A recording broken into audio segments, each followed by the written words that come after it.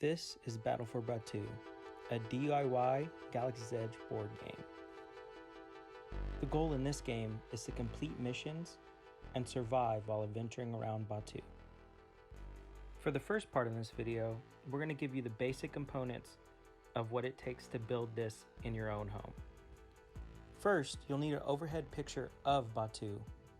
We took this picture to a CVS and had it blown up to a poster size, and it wasn't too expensive. The next portion you're going to need is a yardstick. Now this yardstick is going to be used in order to create your 1 by 1 inch grid lines across the entire board. That'll create your board spaces. What you're seeing now is all the markers that are necessary in order for you to create the specific squares for each mission space, mission hub, and faction hub. These spaces are based off of their specific location in the parks when using the Star Wars datapad. Once the board is created, the next step is to get the pieces you need in order to actually play the game. The next step would be to get die. You'll need 7 die. Those die are D4, D6, D8, D10, D12, D20, and D00 or percentage die. You can find these in basic D&D die sets, and they're actually pretty cheap. Next are your character pieces. These we got off Amazon. They're pretty small and they fit perfectly in the 1 by 1 inch squares. They're actually pretty cheap as well. You can find a variety of them. You can even get Star Wars character figurines if you want. It's all up to you. But we found that these were the easiest and the cheapest option just so we could start playing as soon as possible. Next up, the mission cards. Now these correlate to how many spaces you have for each. For us, we have 10 translate spaces, 12 tune spaces, 13 hack spaces, and 16 scan spaces. So we made a card with a numerical value on the opposite side of each. Now these you're gonna want separated by their specific thing: translate, tune, hack, and scan. And you're going to want to make sure that they're mixed up in a randomized order. These are going to be very important for how you complete missions, how you keep track of missions, and how you keep track of who's ahead and who's behind in the game as well. And the last component you're definitely going to need is your data pad. Now for ours, we used whiteboards, but you can use your own on a piece of paper. These are essentially just character sheets, and they help you keep track of what character you're playing as or what color you're playing as, your health in the game, and what missions you have and have not completed. As you can tell, there's 2 separate types of data pads. There's one for the long game, which is shown up top. That one only has 2 categories: a completed and a in progress section for your missions, as well as your health bar below. The one on the bottom, that's for the short game. I know it seems counterintuitive because you have more spaces, but you can also minimize the spaces if you want. But that allows you to choose your faction, Resistance, Scoundrel, or First Order, and then complete 4 missions for that specific faction. It allows for quick play, and you can also extend that play on based upon how quick you're able to finish. Moving on to board spaces, starting with your mission hubs. Now these are marked by an X with a square around it, and those are in specific locations. Savi's Workshop is your scan location. That's where you pick up your scan mission. Doc Ondar's is where you pick up your translate mission. Oga's Cantina is for tune, and Droid Depot is for hack. And those are all marked by their own X's. Savi's Workshop, the scan is usually silver on our board. Doc Ondar's is green for translate. Oga's Cantina is gold for tune, and the Droid Depot is purple for hack. Once you land on one of these spaces, that's when you'll draw the card related to that space. So if you land on the hack square, you're obviously going to pull the hack card. Once you pull that card, your turn ends, and you'll wait till your next turn to try to move to that specific square in order to complete your mission. Each mission has a specific die that's correlated to it. So for hacking, if you land on a hacking square, in order to actually complete the mission, you're going to get 2 chances per turn to roll a 5 or higher on a D6 die. And then for scanning, it's a 6 or higher on a D8. Tune, it's a 6 or higher on a D10. And translate, it's a 6 or higher on a D12. So you can tell that some of the missions are going to be harder to actually accomplish than others, and those will be on the actual rules, and I've already posted those rules as well. So if you're ever confused, you can always refer back to rules to see what die you need to roll. Once you have accomplished that mission, your next step is taking that to a faction's headquarters. You can decide which faction you want to accomplish that mission for. And this is where strategy will come in. There's 3 factions. There's Resistance, there's First Order, and there's the Scoundrels. The Scoundrels are located at Hondo Anaka's. The First Orders are located at the Thai Echelon. And the Resistance is obviously located at the Resistance Hideout. Once you deliver your completed mission to that faction, it is now safe and is no longer able to be stolen. The only way you can lose a safe mission is if you lose all of your health.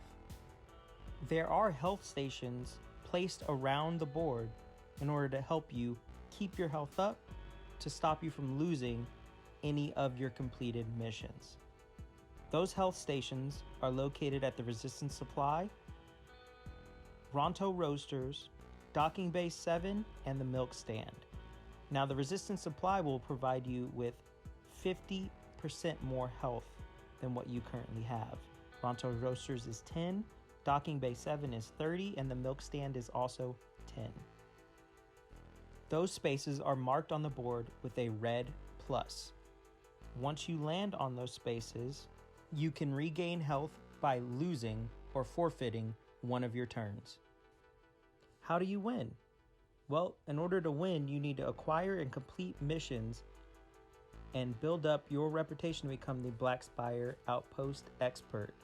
Now, depending on if you're playing a long play or a fast play, will determine how many missions you need to complete. For fast play, all you need to do to win is complete 4 different missions for your chosen faction.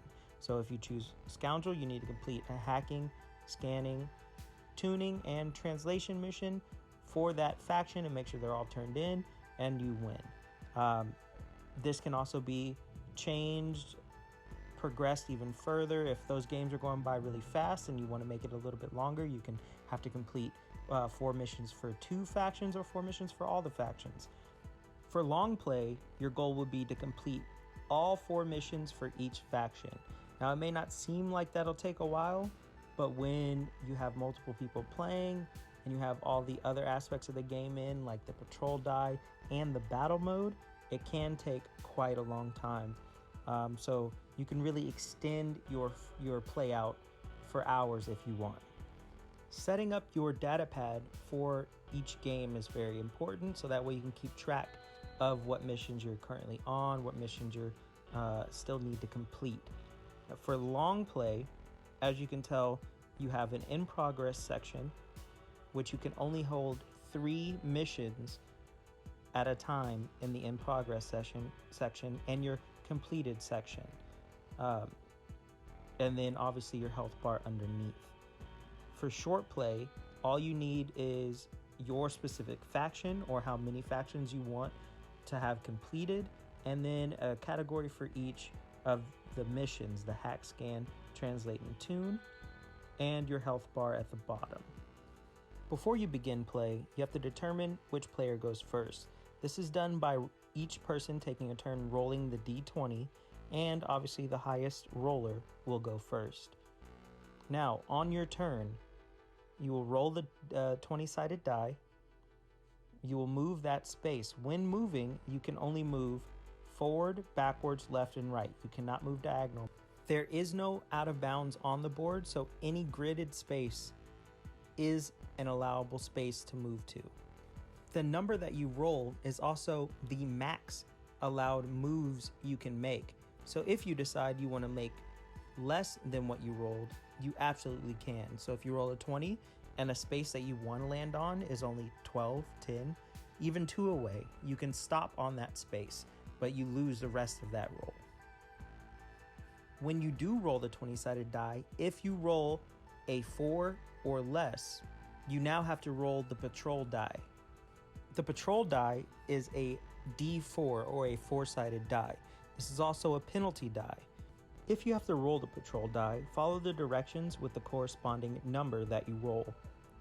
If you're damaged, healing stations are placed around Black Spire Outpost. There is one other way you can get a mission from someone, and that's through battle mode. Battle mode happens if you land on another space that is already occupied by another player. Now, if you land on that space, both players have to roll a d6. Once you roll the d6, the person with the highest roll can choose whether they want to battle, trade, or move along. If it's a tie, both players have to leave each other alone and move along their next turn. If you win and you decide you want to battle, both players roll the D00 or the D percentage die, and the highest damage wins. Now, if you win, you can decide to skill a mission or deal that damage to that player. If that player loses all their health, they lose 2 turns, and they lose 1 completed mission and all in-progress missions as well. The last option you have is to trade. If both players want to trade, they can, but if one refuses, you have to battle. If at any point during the game you lose all your health and die, you must return to the resistance base and lose 2 turns to regain your full health before you can continue. You also lose that 1 completed mission and all in-progress missions. Overall, this is a pretty fun game and allows you to enjoy Batuu from the comfort of your own home. So if you're interested in building Battle for Batuu and you have any questions, feel free to ask us on any of our social media. You can find us on Facebook, Instagram, and Twitter. Just search Galaxy's Edge Scoundrels. We'll be the first to pop up. Also, if you have any questions, feel free to direct message us on there. I'll be posting the pictures that I use for reference, the picture that I use for the poster as well. That way you have all that at your disposal, and I'll go on and I'll price out the things that we use to create this board game, so that way you can have a good price comparison on how much it cost to make it, but it was actually fairly cheap. Anyway, I hope you guys enjoy. We'll be posting gameplay footage soon, maybe even live streaming some gameplay so that way you can see how it runs. And thank you for watching.